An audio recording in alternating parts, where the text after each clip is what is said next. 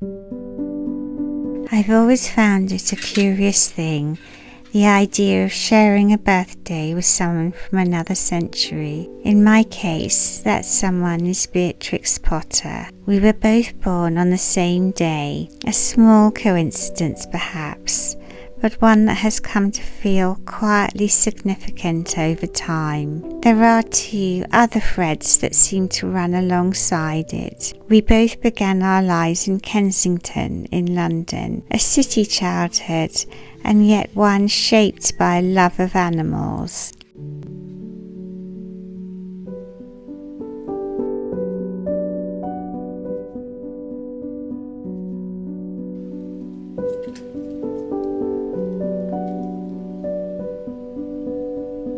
A sense, even then, that the natural world existed just beyond the edge of things, waiting to be noticed. It is a particular kind of beginning, one that seems, in its own way, to leave its mark. I think perhaps these early inclinations never quite leave us. They simply wait until that moment when life begins to shift, when one chapter draws gently to a close and another begins to suggest itself. And so in time, we both found ourselves leaving London behind, not abruptly, not dramatically, but with a quiet certainty, not in search of anything grand, but perhaps in search of something quieter, a second chapter, a different rhythm of life in the English countryside. And it is here, I think,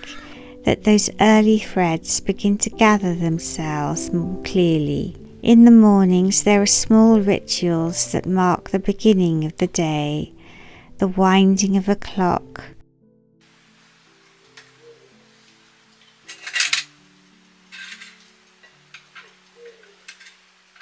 the gentle turning of a key as time is set once more in motion.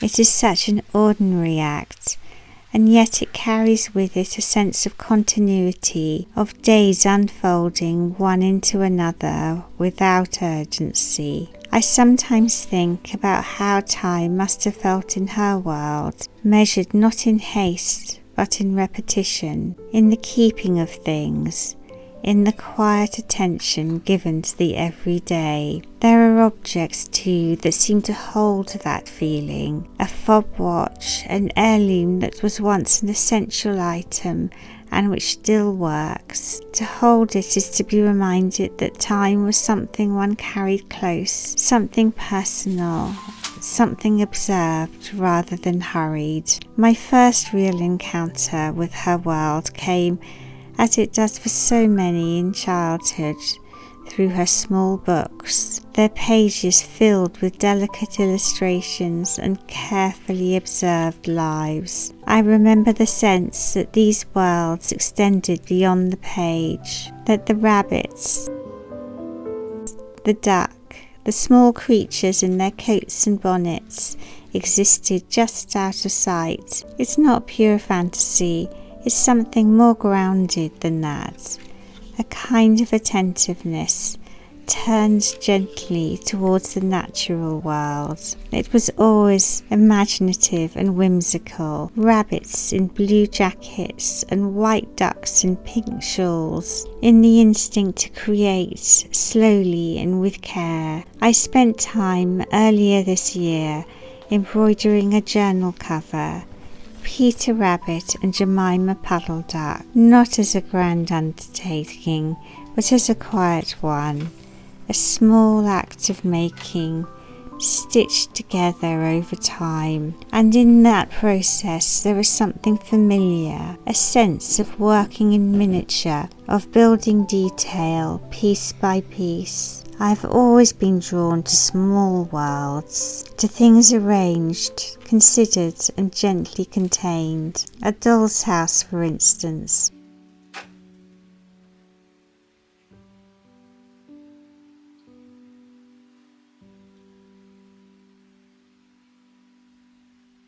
Each room a composition, each object placed with intention, not simplified by its size, but enriched by it, and in that there is a kind of kinship with illustration, with the careful creation of a scene that feels complete even in its smallness.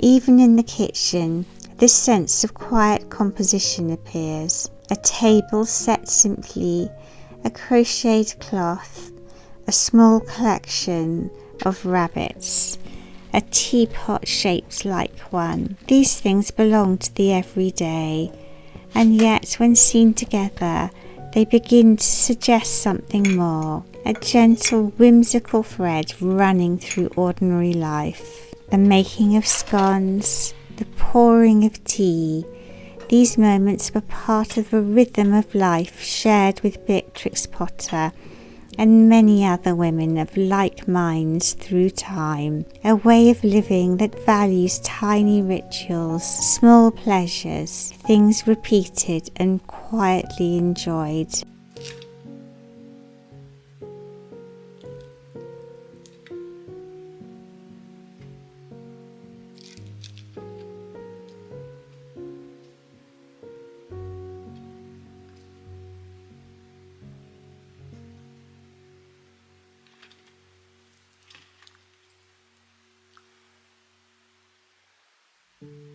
But perhaps the strongest connection lies in the presence of animals. To sit on the floor with rabbits and simply observe, to enter for a moment their world, to notice how they move, how they pause, how they exist entirely on their own terms. It requires stillness. And in that stillness something shifts. One becomes less set, more attentive.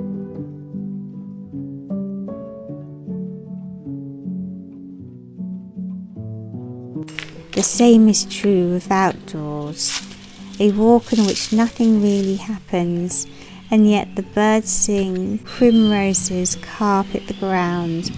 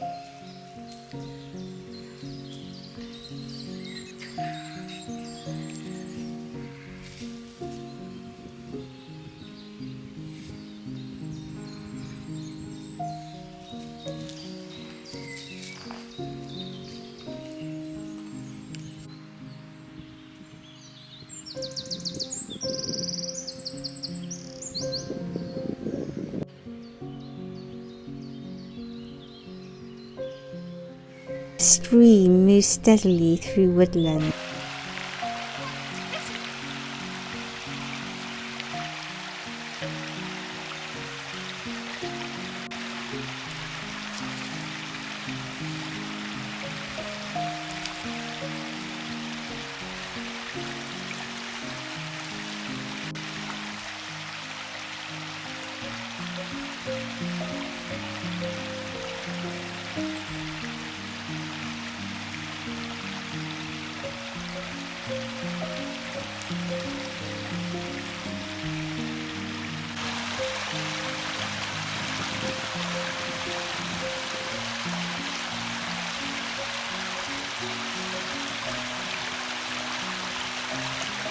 The curl of a fern. These are small things, easily overlooked, and yet they are the very things that seem to have filled Beatrix Potter's work. Not grand scenes, but intimate ones, observed closely and remembered. The English countryside that Beatrix Potter held so dear and sought to protect.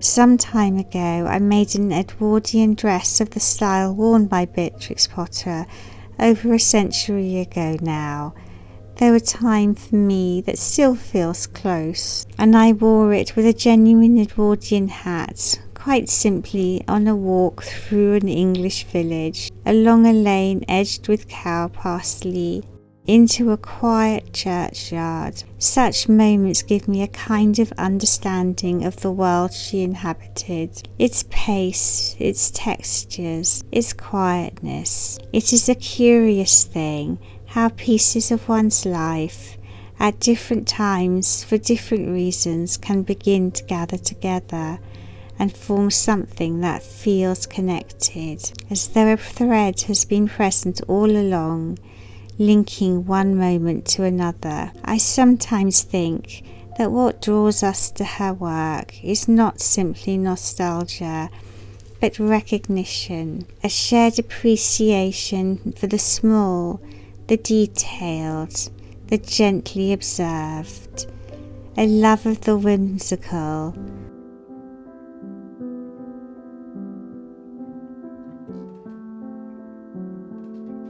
of worlds in miniature.